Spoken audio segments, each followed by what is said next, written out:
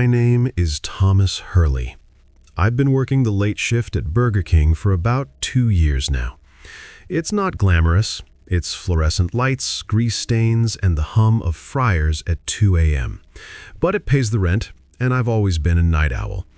Working the drive-thru from 10 p.m. to 4 a.m. never really bothered me, until about a month ago. That night, I was working the drive-thru alone. We're usually understaffed after midnight, and it was dead quiet. The kind of quiet where you start counting ceiling tiles just to stay awake. Then a car pulled up to the speaker. A male voice came through.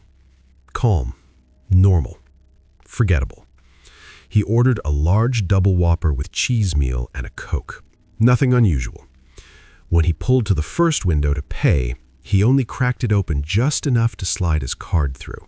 The windows were heavily tinted. I couldn't see his face, not even a silhouette. He paid. I handed him the receipt. And then he drove off. He didn't stop at the second window to pick up his food. I stood there holding the bag for a solid minute, thinking maybe he was confused, maybe he'd circle back around. He never did. After a few minutes, I set the bag aside. Later that night, I ate it. Free food, weird situation, whatever. About a week later, it happened again. Same voice, same order, same tinted windows, same payment at the first window. And then he drove off without his food. That's when it felt off. Still, I convinced myself it was coincidence. People do strange things at 2 a.m. The third time is when I knew. Same voice, same order, same exact behavior. That's when I realized it was the same guy. By then, I wasn't complaining. The food was paid for. I was the one eating it. It almost became a strange routine. Every 4 or 5 days, between 1 and 3 in the morning, he'd show up. And I'd think, guess I'm getting dinner again. It became predictable. Comfortable, even. Until the night everything changed. It was around 2 a.m. when his car rolled up again. I recognized the engine sound before he even spoke. I already knew the order. But this time, after he finished, there was a pause. Then he said something I will never forget. I hope you've been enjoying those Whoppers, Mr. Hurley. My stomach dropped so fast I thought I might pass out. Hurley is my last name. I don't wear a name tag with my last name. It's not on receipts. It's not posted anywhere customers can see. There is absolutely no reason this stranger should know it. I just stood there, frozen. Finally, I grabbed the headset tighter and said, "Who is this?" No answer. "How do you know my name?" Silence. I must have asked 4 or 5 times. Then I heard his engine rev, and he drove off. He didn't even pull forward to pay. For the rest of the shift, I felt like someone was watching me. Every car that passed on the road made my chest tighten. Every shadow outside the window felt closer than it should have. When I got home, it got worse. There was a note on my doorstep, handwritten. "I know what you did. You have 3 days." My hands started shaking so badly I dropped my keys. I stood there reading it over and over, trying to make sense of it. I don't do anything. I'm 24 years old. I work fast food. I play video games on my days off. I don't have enemies. I don't have secrets. I didn't sleep that night. I sat on my couch with every light on in my apartment, staring at the door like it might open on its own. Nothing happened. The next night at work, he came back. This time, he didn't order food. He told me to write something down. Before I could respond, he gave me an address, somewhere on the outskirts of town, a place I didn't recognize. Then he said, calm as ever, "You have 2 days to bring me $10,000. $10,000. I almost laughed. I don't have $10,000. I barely have savings. But there was no joke in his voice. He drove off, and I stood there shaking. I thought about calling the police. I should have. But I convinced myself it was a prank, some elaborate scam. 3 nights later, I thought maybe it was over. I was wrong. I was at home, watching TV, trying to forget everything when suddenly, glass exploded. I dropped to the floor instantly. My ears were ringing. For a second, I thought someone was shooting at me. When I finally looked up, I saw my living room window shattered inward. A rock sat on the floor beneath it. By the time I ran outside, whoever did it was gone. That's when I called the police. I told them everything. The drive-through, the name, the note, the address. They said they'd check it out. They told me to stay vigilant. Without footage, without a plate number, there wasn't much they could do. That was 3 days ago. I've called in sick to work every night since, but it doesn't matter. He knows where I live. I can't afford to move. I can't afford to quit my job. I'm stuck. I keep thinking about the credit card he used to pay for those meals. Maybe that's something the police can trace. Maybe. Or maybe he never used his real name. I don't know why I was targeted. I don't know what he thinks I did. And the worst part? He hasn't come back. No calls, no notes, no broken windows. Just silence. And somehow, that silence is worse.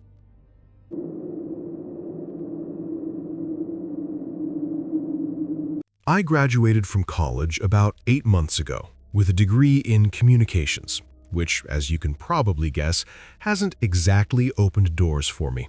That's sarcasm. I'm still living with my parents, still refreshing job boards, still pretending I'm figuring things out.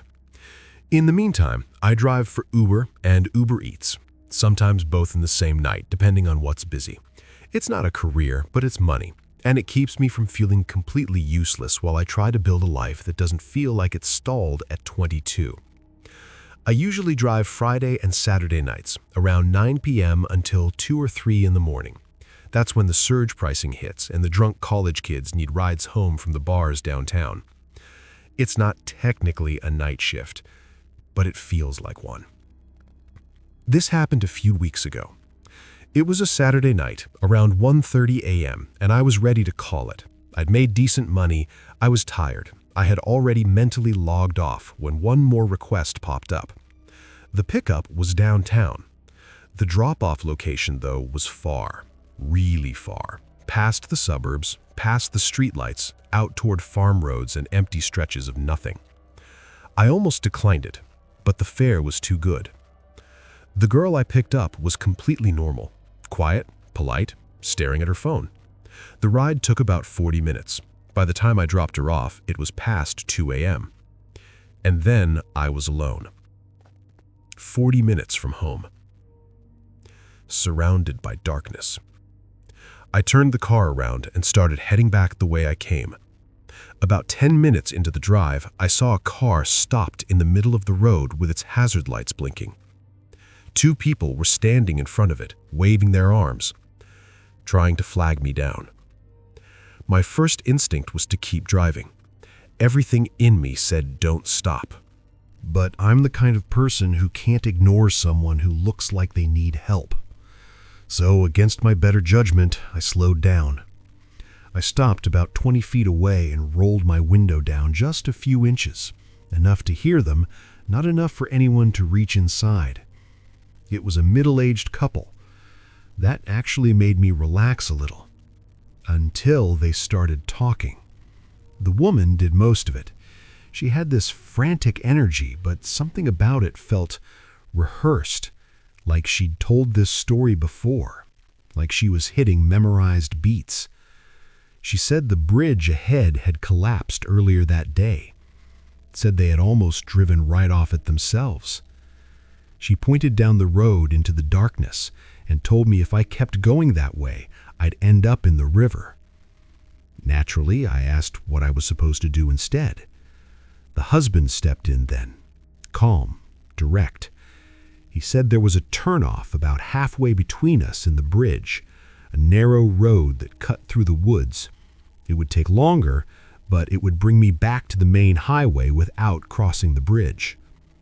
I thanked them, rolled up my window, and started driving.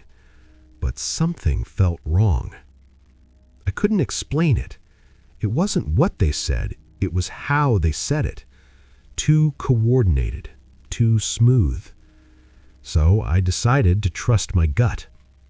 I kept driving straight. About a mile later, I saw the turnoff they mentioned. It was barely even a road, just a narrow dirt path disappearing into dense trees. No lights, no signs, just darkness swallowing it whole. It was barely wide enough for one car. I kept going. A few minutes later, I reached the bridge. I slowed down. My heart was pounding. The bridge was completely fine. No damage, no collapse, no warning signs. I drove across without any issue and made it back to the main highway shortly after. Nothing happened, but I didn't sleep well that night. I kept thinking about what would have happened if I'd turned down that dirt path alone at 2 a.m. A few days later, curiosity got the better of me. I did something stupid. I drove back out there. It was the middle of the afternoon this time, broad daylight, birds chirping, blue sky. I retraced my route. The couple wasn't there, obviously. When I got to the dirt turnoff, I slowed down and pulled over. That's when I noticed something new. There was a sign nailed to a tree at the entrance of the path. It said, "Dead End." That sign hadn't been there before. I would have seen it, even at night. Headlights would have caught it. Someone had put it up recently. I sat in my car, staring at the path. In the daylight, it didn't look nearly as terrifying. Just a narrow dirt road disappearing into thick trees. I don't know what I expected to find, but I turned off my engine and stepped out. The moment my feet hit the ground, I felt it. That same wrong feeling. The woods were too quiet. I stood at the edge of the path, trying to see further in, but the trees swallowed the view after about 20 yards. I don't know why, but something about standing there, exposed, outside the safety of my car, made every nerve in my body scream at me to leave. So I turned around, and that's when I heard it. A scream. It ripped through the woods behind me. It was a woman's scream, high, desperate, not distant enough to be imagination. It came from somewhere deep down that dirt path. I didn't think. I ran. I was back in my car and driving before I even processed what I'd heard. My hands were shaking so badly I could barely keep the wheel steady.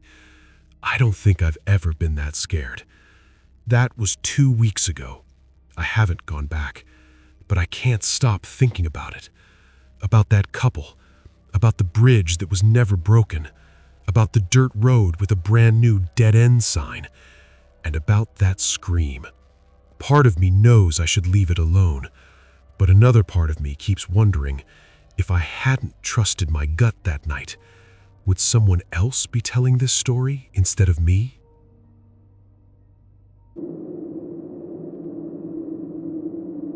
This happened a few winters ago when I was working overnight security at a commercial warehouse complex. I was 26 and had been there about 8 months at the time. My shift was 11 p.m. to 7 a.m., and I was always the only person on site. There was a supervisor I could call if something serious came up, but most nights it was just me and the cameras. The complex was in an industrial area on the edge of a small city that didn't have much going on at night. The routine was usually the same. I'd clock in, walk the exterior to make sure everything was locked up, then sit in the security office watching camera feeds. Every hour I'd do another patrol. The warehouse mainly stored industrial equipment and bulk supplies, nothing especially expensive or worth breaking in for. The night everything got weird started off normal. It was cold, lightly snowing, but not sticking too badly. I did my first patrol and didn't notice anything unusual. Around 1:30 a.m., I got a motion alert from one of the loading dock cameras. That wasn't uncommon. The system was sensitive, and wind or small animals could set it off. I pulled up the feed and watched for a bit. It looked fine. The dock was empty, snowed blowing past the floodlights, but then the alerts kept happening. Every 10 or 15 minutes, the same camera would trigger. Each time I checked, I didn't see anything. What started bothering me was that the motion seemed to register near the edge of the frame, like something was just barely out of sight. By 2:30, I'd gotten at least 6 alerts from that same camera. None of the others were going off. At 3 a.m., I decided to check it in person. The snow had mostly stopped, and the place was completely quiet. I walked the entire dock area with my flashlight. All the bay doors were shut and locked. The only footprints in the snow were mine. I went back inside.